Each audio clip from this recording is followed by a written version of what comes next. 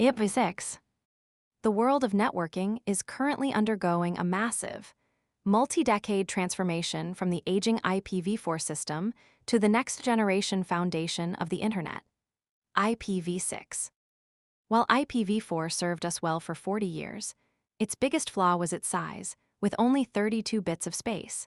It could only provide 4.3 billion addresses, in a world where every person carries multiple devices and even light bulbs have their own internet connection.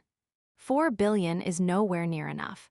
IPv6 was created not just to give us more addresses, but to fix the fundamental inefficiencies of the old system.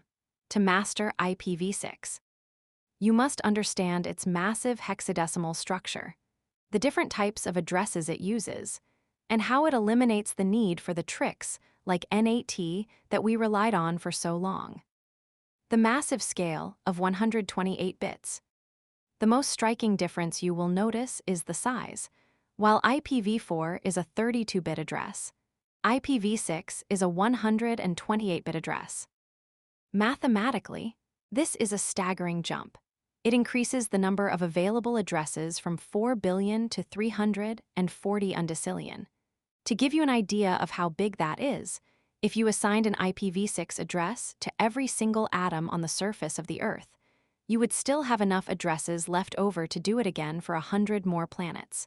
For all practical purposes, we will never run out of IPv6 addresses. Because the number is so large, we no longer use dotted decimal notation. Instead, IPv6 uses hexadecimal, which includes the numbers 0 through 9 and the letters A through F. A full address consists of 8 groups of 4 hexadecimal characters, separated by colons. An example looks like this: 2001:0 db8:0 000:0008:080:080:417a. Simplifying the address, the rules of compression. As you can see, these addresses are incredibly long and difficult to type. To make them manageable for humans, there are 2 strict rules for compressing or shortening an IPv6 address. Rule 1, leading zeros. Within any 4-character group, you can remove the zeros at the beginning. So, 0008 simply becomes 8. Rule 2, the double colon. If you have a long string of consecutive groups that are all zeros, you can replace the entire section with a single double colon, like this. However, you can only do this once per address. If you did it twice, the computer wouldn't know how many zeros to put back into each spot, making the address ambiguous. Using these rules, that massive address we looked at earlier can be shortened to 2001:db8:8:800:200C:417a. This makes it much easier to manage, while still representing the exact same 128 bits. The death of N8T and the return of end-to-end connectivity. In the IPv4 world, we had to use N8T, network address translation, to hide hundreds of private devices behind one public IP address. While N8T saved us from running out of addresses, it made networking complicated. It broke the end-to-end principle, making it difficult for 2 computers to talk directly to each other for things like VoIP or gaming without complex port forwarding. In IPv6, N8T is no longer necessary.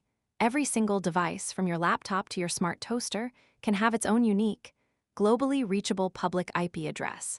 This simplifies network architecture and makes communication much more efficient. From a security perspective, this means we no longer rely on the accidental protection of N8T instead. We use strict firewall rules on every host to decide which traffic is allowed to enter. Types of IPv6 addresses.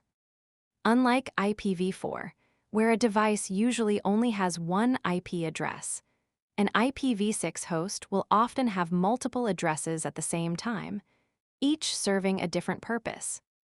1. Global unicast addresses. These are the equivalent of public addresses.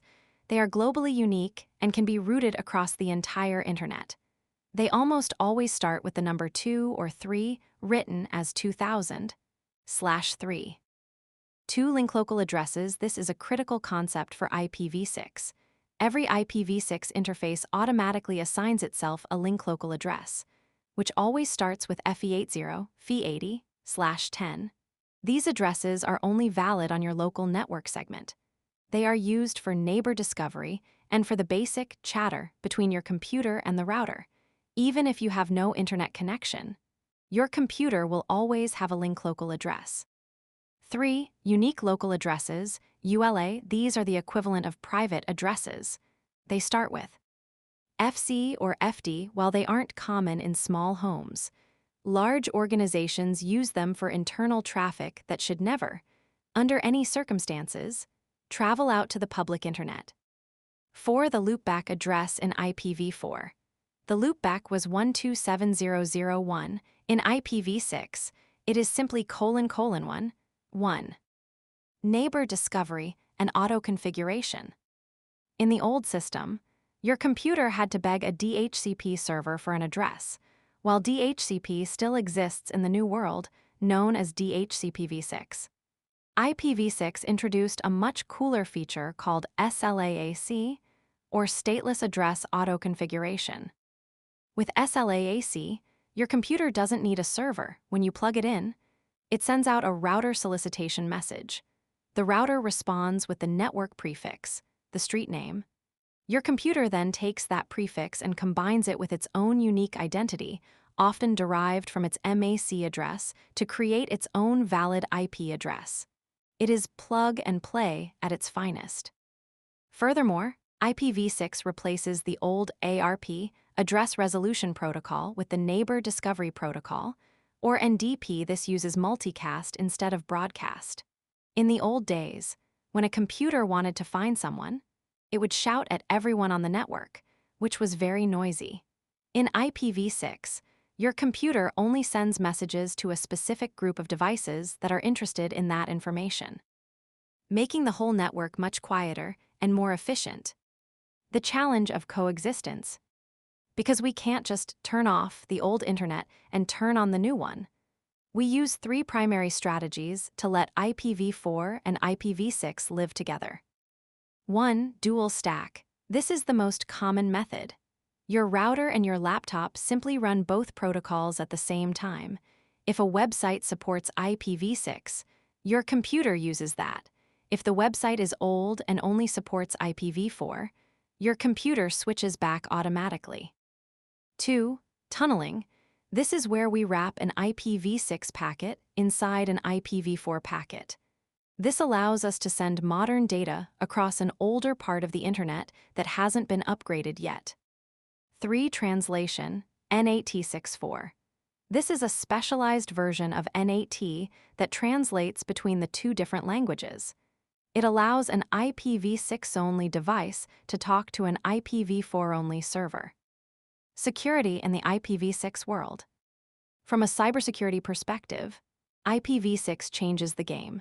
In IPv4, hackers could scan every IP address on your network in a few minutes to find a target. In IPv6, a single subnet is so massive that it would take a hacker thousands of years to scan every possible address.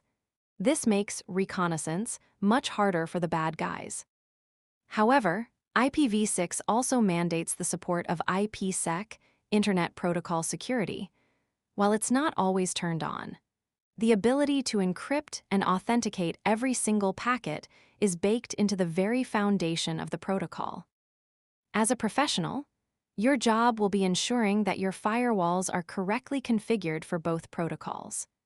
A common mistake is to lock down the IPv4 side of the house, but leave the IPv6 side completely wide open because the administrator forgot it was running.